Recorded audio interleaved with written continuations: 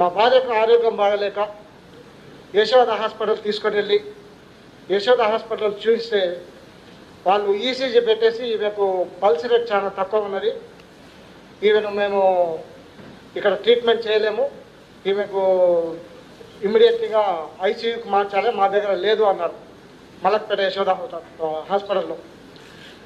అయితే సార్ మాకు ఇక్కడ ఉంది కదా సార్, మీ దగ్గరే ట్రీట్మెంట్ 1.5 years నుంచి ఆమెకు లంగ్స్లో ప్రాబ్లం ఉండే, గత సంవత్సరంన్నర నుంచి లంగ్స్లో ప్రాబ్లం ఉంది. ట్రీట్మెంట్ కృష్ణారెడ్డి గారు ఇంకో మేడం వాళ్ళు చూస్తున్నారు.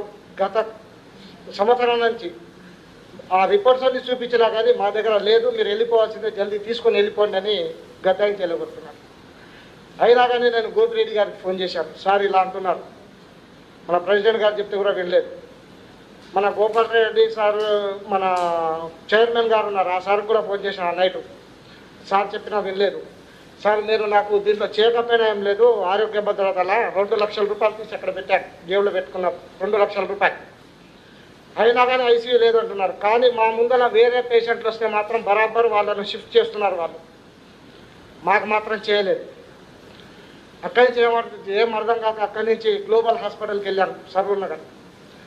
అక్కడ కూడా వాళ్ళు సిటీ స్కాన్ తీసి లంగ్స్లో ప్రాబ్లం ఉంది అంటే, సార్ లంగ్స్లో ప్రాబ్లం ఉంది వాస్తవమే సార్, ఈ రిపోర్ట్స్ అన్నీ నా దగ్గర ఉన్నాయి, అది వాస్తవమే, సంవత్సరం నుంచి ఆమె ట్రీట్మెంట్ నడుస్తున్నది, ఊపిరాడక చాలా ఇబ్బంది పడుతుంది సార్, మీరు ఎట్లనే చేసి బచాయించండి సార్ అని బతిలమాడారు.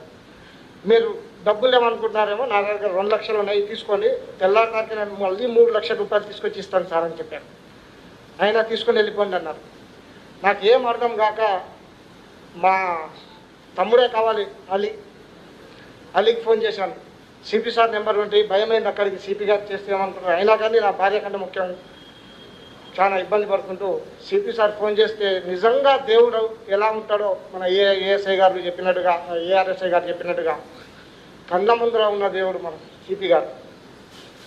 ఒక హెడ్ కానిస్టేబుల్ని నేను రాత్రి 9:30 లేదంటున్నారు. కానీ మా ముందర వేరే పేషెంట్లు వస్తే మాత్రం బరాబర్ వాళ్ళను షిఫ్ట్ చేస్తున్నారు, వాళ్ళు మాకు మాత్రం చేయలేదు. అక్కడి నుంచి ఏం అర్థం కాక అక్కడి నుంచి గ్లోబల్ హాస్పిటల్కి వెళ్ళాను సరూర్ నగర్. అక్కడ కూడా వాళ్ళు సిటీ స్కాన్ తీసి లంగ్స్లో ప్రాబ్లం ఉంది అంటే, సార్ లంగ్స్లో ప్రాబ్లం ఉంది వాస్తవమే సార్, ఈ రిపోర్ట్స్ అన్నీ నా దగ్గర ఉన్నాయి, అది వాస్తవమే, సంవత్సరం నుంచి ఆమె ట్రీట్మెంట్ నడుస్తున్నది, ఊపిరాడక చాలా ఇబ్బంది పడుతుంది సార్, మీరు ఎట్లనే చేసి బచాయించండి సార్ అని బతిలమాడారు. మీరు డబ్బులు ఏమనుకుంటున్నారేమో, నా దగ్గర 2 లక్షలు ఉన్నాయి, తీసుకోండి, తెల్లారికి నేను మళ్ళీ 3 లక్షల రూపాయలు తీసుకొచ్చి ఇస్తాను సార్ అని చెప్పాను. అయినా తీసుకొని వెళ్ళిపోండి అన్నారు. నాకు ఏం అర్థం కాక మా తమ్ముడే కావాలి అలీకి ఫోన్ చేశాను. సిపి సార్ నెంబర్ ఉంటే భయమైంది, అక్కడికి సిపి గారు చేస్తే ఏమనుకుంటున్నారు. అయినా కానీ నా భార్య కంటే ముఖ్యం, చాలా ఇబ్బంది పడుతుంటూ సిపి సార్ ఫోన్ చేస్తే నిజంగా దేవుడు ఎలా ఉంటాడో మన ఏఎస్ఐ గారు చెప్పినట్టుగా, ఏఆర్ఎస్ఐ గారు చెప్పినట్టుగా కళ్ళ ముందర ఉన్న దేవుడు మన సిపి గారు. ఒక హెడ్ కానిస్టేబుల్ని నేను రాత్రి 9:30 నా బాధను సిపి గారికి ఫోన్ చేస్తే ఇమ్మీడియట్గా రెస్పాండ్ అయ్యి, నువ్వు ఏం అధైర్యపడకు, నేను ఇప్పుడే శంకర్ నాయక్ సార్ గారు ఎలా ఉంటారో నేను చూడలేదు, అడిషనల్ డీసీపీ గారు ఇద్దరికి కలిపి సార్ చెప్పారు, ఎక్కడన్నా చేసి ఈమెకి ఎక్కడో ఏదో ఒక హాస్పిటల్లో జాయిన్ చేయండి అని సార్ ఆర్డర్ ఇచ్చారు. పాపం శంకర్ నాయక్ సార్ కూడా చాలా కష్టపడ్డారు. ఏ హాస్పిటల్కి ఫోన్ చేసినా కానీ ఇక్కడ బెడ్లు లేదు, ఎక్కడ లేదు అంటున్నారు. మళ్ళీ యశోదకు పంపించారు, నేను ఒక్కరిని వెళ్ళాను, ఆడిపోతే కూడా వాళ్ళు మళ్ళీ లేదన్నారు. గ్లోబల్, అక్కడి నుంచి ఓమ్ని హాస్పిటల్, అక్కడి నుంచి అమ్మ హాస్పిటల్, కామినేని, ఎక్కడ ఫోన్ చేసినా కానీ ఎక్కడ లేదన్నారు. డాక్టర్ అవినాష్ సార్ ఇప్పుడే చూస్తున్నాను సార్, అయితే ఆ సార్ కూడా చాలా హెల్ప్ చేశారు, చాలా డాక్టర్లకు కన్సల్ట్ చేశారు. సార్ నేనే సార్ నాకు తమను చాలా ఇబ్బంది కూడా పెట్టాను నేను, ఎందుకంటే సార్ ఎట్లనే చేయాలి సార్ అని చాలా సార్లు తమరికి నాకు ఇలా ఉంది సార్ ఫోన్ చేశాను సార్. అయినా కానీ సార్ ఎప్పుడూ బాధపడలేదు, ఏ టైం ఫోన్ చేసినా కానీ ఒకసారి బిజీ వచ్చినా కానీ తర్వాత ఆయన సార్ ప్రత్యేకంగా ఫోన్ చేసి కేర్ తీసుకున్నారు మా అవినాష్ సార్. అది అయిపోయిన తర్వాత సార్ ఏం చేశారంటే, నువ్వు గాంధీకి తీసుకుని వెళ్దామా అంటే, సరే సార్ అని రాత్రి 12 గంటలకి వాళ్ళు గ్లోబాలను నాకు తెలియకుండానే మా భార్యను తీసుకొచ్చేసి నేను తీసుకుపోయిన అంబులెన్స్ వేసి పడేశారు. మళ్ళీ అప్పటికి బ్రీతింగ్ ప్రాబ్లం అవుతుంది, కింది మీదకి అవుతుంది. మళ్ళీ దాన్ని ఆక్సిజన్ పెట్టుకొని సార్కి మాట్లాడితే కాంతి కన్నా తీసుకుపోమంటే గాంధీ తీసుకెళ్తే అక్కడ ఉన్న సిఐ గారు చిలకలు కూడా పిఎస్ అనుకుంటా, ఆ సార్ కూడా భార్య పిల్లలు ఉండి ఉంటారు. ఎందుకంటే నేను ఒక హెడ్ కానిస్టేబుల్ని సార్, నా భార్య చావు బతుకుల మధ్యలో ఉన్నారు సార్. అన్ని హాస్పిటల్లో ఎక్కడ పోయినా కానీ కరోనా ఉందో లేదో తెలియదు, అది తీసుకోమని వాళ్ళని పంపించారు సార్. సిపి సార్ చెప్పారు సార్, తమరు ఎట్టన్నా చేసి దయచేసి లోపలికి పంపించేసి ఇక్కడ వెంటిలేటర్లు పెట్టేయండి సార్ అని ప్రాధేయపడ్డా కానీ ఆయన బండికెళ్ళి దిగలేదు, ఒక్క మాట చెప్పట్లేడు. నేను మాత్రం కరోనా ఉందంటే మాత్రమే నేను లోపలికి పంపలేదని గేట్లకు తాళేపించాడు ఆయన మహానుభావుడు. అడిషనల్ డీసీపీ సార్ పాపం రిక్వెస్ట్ చేశారు, ఒక DCP sir Shankar Nayak sir, ఆయన మాట కూడా వినకుండా రాత్రి ఒంటి గంటకు అక్కడి నుంచి ఎలగొట్టాడు ఆయన. అంబులెన్స్ తీసుకుని అక్కడి నుంచి 1 కిలోమీటర్ వచ్చాను సార్. వచ్చేసరికి నా భార్య చనిపోయింది సార్. నా కండ్ల ముందు కాళ్ళు చేతులు కొట్టుకుని ఊపిరి ఆడకుండా నేను ఏడ్చుకుంటూ 2 లక్షల రూపాయలు దగ్గర పెట్టుకోకుండా నేను బచాయించుకునే పరిస్థితిలో ఉండి నా భార్య చనిపోయింది సార్. ఆ నైట్ చనిపోయింది. 28 కార్యక్రమాలన్నీ చేసుకున్న తర్వాత శంకర్ నాయక్ సార్ ఫోన్ చేసి అవినాష్ సార్ ఫోన్ చేసి, ఎందుకైనా మంచిది లతీఫ్, కరోనా ఉందా లేదా తర్వాత సంగతి, నువ్వు మాత్రము నీ పిల్లల్ని తీసుకొని, మీరు భార్య మటు ఉన్నారు, మీ పిల్లలు ఉన్నారు కాబట్టి మీరు చెక్ చేయించుకుందంటే 29th రోజు ఇమ్మీడియట్గా Shankar Nayak sir Avinash sir phone చేసి మన మీర్పేట్ పోలీస్ స్టేషన్కి వెళ్ళి మీరు చేయించుకున్నట్టే నేను పోయి నా పిల్లల్ని నేను చేయించుకున్నాను సార్. చేయించుకున్న తర్వాత 1వ తారీఖు రోజు జూలై 1వ తారీఖు రోజు రాత్రి 9 గంటలకు మా 2 పిల్లలకు నెగిటివ్ వచ్చింది. నాకు రిపోర్టే రాలేదు. నాకు రిపోర్ట్ రాకపోతే ఎమ్మటే సార్కు గుర్తుండే సార్ నాకు రాలేదు, 3 సార్లు ఫోన్ చేశాను. సార్ కూడా ట్రై చేస్తే నాది అసలు రిపోర్టే దొరకలేదు.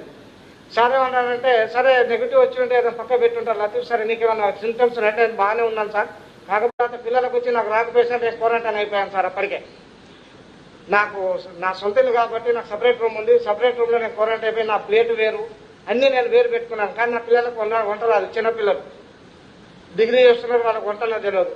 నేను దూరం నుంచి ఆ పిల్లలకు చెప్పుకుంటూ పోయి ఇలా వేయాలి అనేసి ఏదో ఒకటి వండుకుంటూ తింటుంటే 15 రోజులకు ఒక డాక్టర్ గారు ఫోన్ చేసి, మీకు పాజిటివ్ ఉంది, మీరు క్వారంటైన్లో ఉన్నారని అడుగుతున్నారు. కింగ్కోటి నుంచి ఒక డాక్టర్ గారు. అసలు మీరు ఎవరండి అని అన్న. నేను డాక్టర్లు మాట్లాడుతున్నాను బాబు అంటే, సార్ 15 రోజుల కంటే మనిషి చచ్చిపోయినా పర్వాలేదా, ఇంకా వేరే వాళ్ళకి తగిలితే ఎట్లా సార్ ఇట్లా, నేను మొదటి నుంచి ప్రికాషన్స్ తీసుకుంటున్నాను కాబట్టి బాగా అయిపోయింది, నేను అన్ని ప్రికాషన్స్ తీసుకుంటూ టాబ్లెట్ వేసుకుంటూ నేను సపరేట్ ఉన్నాను, మీరు ఇట్లా చెప్తే ఎట్లా సార్ అనేసి ఎమ్మంటే దొరవారికి ఫోన్ చేశారు సార్కి.